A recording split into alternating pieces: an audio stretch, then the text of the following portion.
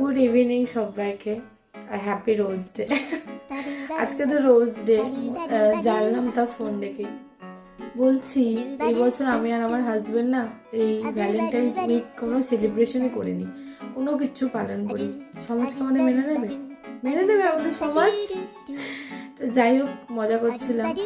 তো এইগুলো না যখন বিয়ে হওয়ার আগে বেশি ভালো লাগে সেলিব্রেশন করতে, আর একটা বাচ্চা হওয়ার আগে পর্যন্ত ঠিকঠাক থাকে। বাচ্চা হওয়ার পর না সেই জিনিসটা হয় না।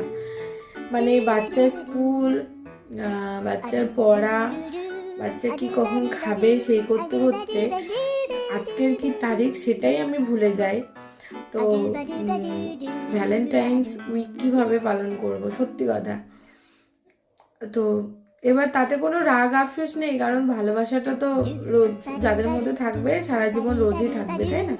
কোনো দিন থাকে না। তবে হ্যাঁ, হাজব্যান্ড একটা করে গোলাপ এনে দিলে ভালো লাগে, টেডির দিন টেডি দিলে ভালো লাগে। তবে হয়েছে, এগুলো আমরা পালনও করেছি। আমার মাম্মাম হওয়ার আগে প্রত্যেক বছরই পালন করেছি, আমি তো খুব পালন করেছি। কিন্তু সত্যি কথা এখন ডেটই ভুলে যায়, কবে কি তারিখ সেটাই ভুলে যায়। এখন শুধু মনে থাকে মেয়ে স্কুলে কবে মায়না দিতে হবে সেই ডেটটা মনে রাখি, কারেন্টের বিলটা কবে দিতে হবে সেইটা মনে রাখি।